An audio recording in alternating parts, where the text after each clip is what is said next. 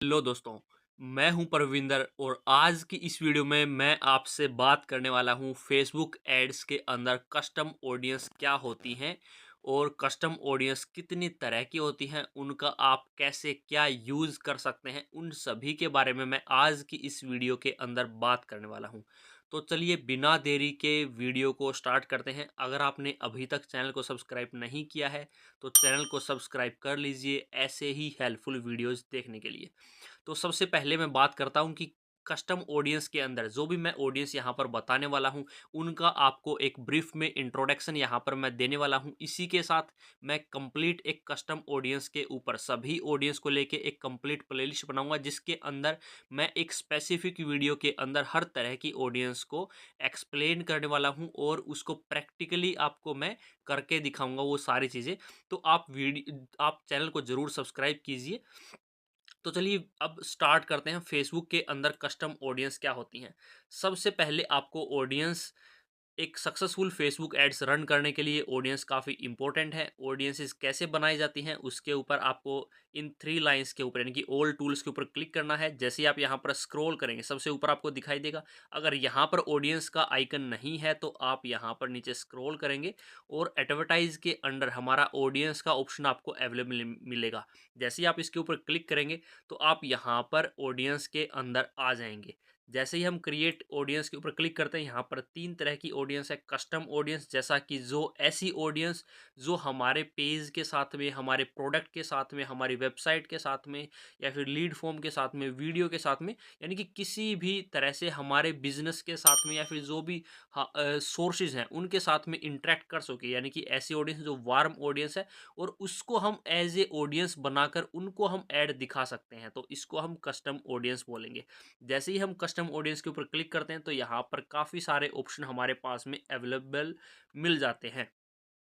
तो जैसा कि आप डेफिनेशन से भी यहाँ पर देख सकते हैं, connect with people who have already shown an interest in your business और प्रोडक्ट, यानी कि ऐसे लोगों जो वार्म ऑडियंस है, जो ऑलरेडी हमारे बिजनेस के साथ में, हमारे प्रोडक्ट के साथ में, चाहे वो इंस्टाग्राम पेज है या फिर हमारी एड है, हमारी पोस्ट है, हमारी वीडियोज़ हैं, लीड फॉर्म है या फिर कोई भी किसी भी तरह की एक्टिविटी है, वो हमारे बिजनेस के साथ में इंटरेक्ट कर चुके हैं।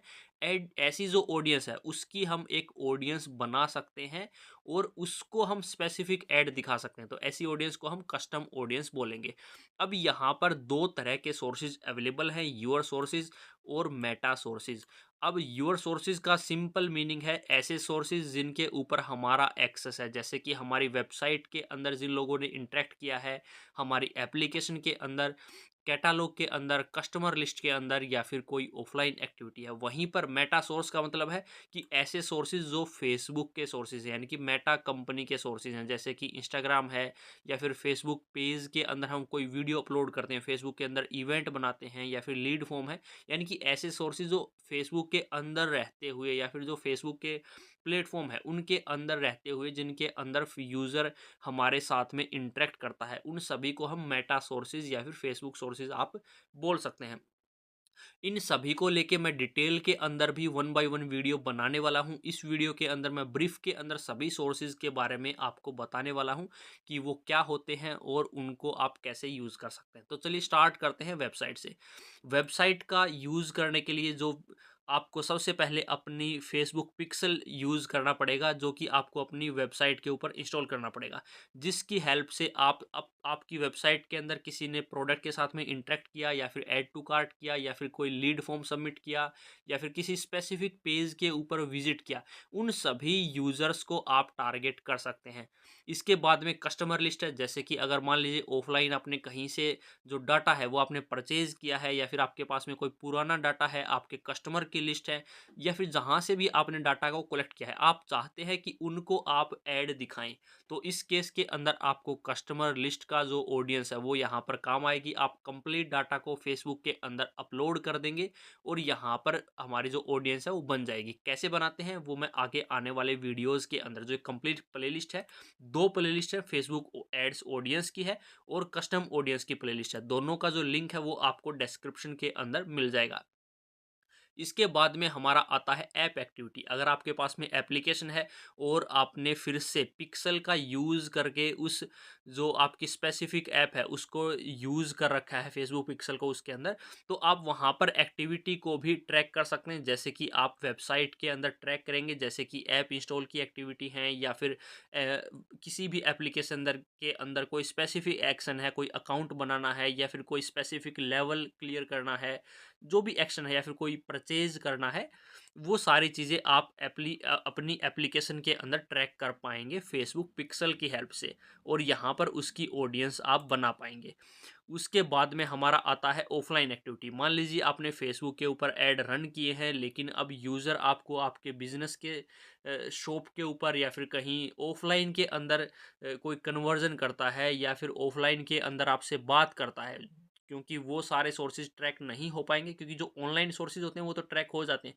तो इस केस के अंदर आपको एक फ़ाइल बनानी पड़ेगी डाटा की, और वो फाइल यहाँ पर अपलोड करनी पड़ेगी, जिसकी हेल्प से जो फेसबुक की ऑडियंस है वो यहाँ पर बन जाएगी, जिसके बारे में हम आगे भी डिस्कस करेंगे।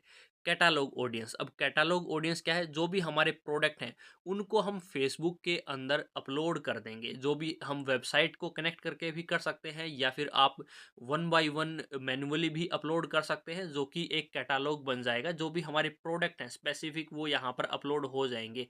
अब उन कैटालॉग के साथ में जिन लोगों ने इंटरेक्ट किया है, कोई किसी ने उनके ऊपर क्लिक किया है, ब्राउज किया है, तो उनको लेके हम ऐड रन कर पाएंगे। उसके बाद में हमारे आते हैं मेटा सोर्सेज। मेटा सोर्सेज के अंदर जैसा कि आपको पता है, हमारी वीडियो को अगर किसी ने देखा है तो उसको लेके हम जो वीडियो व्यूज़ की ऑडियंस है वो हम क्रिएट कर पाएंगे। हमारे इंस्टाग्राम अकाउंट से रिलेटेड जो भी ऑडियंस है वो हम क्रिएट कर पाएंगे। लीड फॉर्म, जिसने भी हमारे लीड फॉर्म को ओपन किया है, सबमिट किया है या फिर इंटरेक्ट किया है, उनको हम अलग से एक ऑडियंस बना के हम टारगेट कर पाएंगे। उसके बाद में हमारा फेसबुक इवेंट है। अगर हमने इवेंट क्रिएट किया है और इवेंट के साथ में जिन लोगों ने इंटरेक्ट किया है, चाहे वो इंटरेस्टेड हैं या फिर गोइंग है, उनको हम टारगेट कर सकते हैं। इंस्टेंट एक्सपीरियंस एक सिंपल एक क्विक वेबसाइट की तरह होता है, जो कि फेसबुक के अंदर ही बनता है। जैसे यूज़र क्लिक करेगा तो एक सिंपल वेबसाइट की तरह का एक स्मॉल पेज ओपन हो जाता है। तो इंस्टेंट एक्सपीरियंस की तरह जिसने भी इंटरेक्ट किया इंस्टेंट एक्सपीरियंस के साथ में, उनकी हम ऑडियंस बना सकते हैं। उसके बाद में हमारा है फेसबुक पेज। हम फेसबुक पेज की ऑडियंस बना सकते हैं, जिसने हमारे किसी पोस्ट के साथ में इंगेज किया है या फिर हमारे फेसबुक पेज के साथ में इंगेज किया है, उनकी हम एक कस्टम ऑडियंस बना सकते हैं। जैसे कि आप जनरली ऑर्गेनिक नॉर्मल फेसबुक के ऊपर पोस्ट करते हैं, आपकी कोई पोस्ट वायरल हो जाती है, और जो काम की पोस्ट होती है उनको लेके आप ऑडियंस बना सकते हैं। यानी कि जिसने भी आपकी पोस्ट के साथ में, आपके पेज के साथ में इंगेज किया, फिर आपके फेसबुक पेज के जितने भी लाइक हैं, उन जो जो भी लाइक करने वाले लोग हैं, उनकी हम एक ऑडियंस बना सकते हैं। इसका यूज़ करके आप जो आपके ओल्ड जिन्होंने आपको फॉलो किया है, फिर जो आपके ओल्ड फैंस हैं, आप उनको भी रिवाइव कर सकते हैं। इसी के साथ अगर मैं वीडियो का यूज़ केस बताऊं, तो जैसे कि आपकी कोई इंस्टाग्राम रील हैं या फिर कोई फेसबुक पेज के अंदर आपने वीडियो वगैरह अपलोड कर रखे हैं, तो उनकी ऑडियंस आप बना सकते हो। इसको लेके मैंने ऑलरेडी एक वीडियो भी अपलोड किया। जैसे आप यहाँ पर आएंगे तो यहाँ पर आप देख सकते हैं जो ग्रुप पोस्ट है, इसके अंदर भी मैंने वीडियो टारगेटिंग के बारे में काफ़ी डिटेल में बताया। इस वीडियो को भी आप ज़रूर देखिएगा।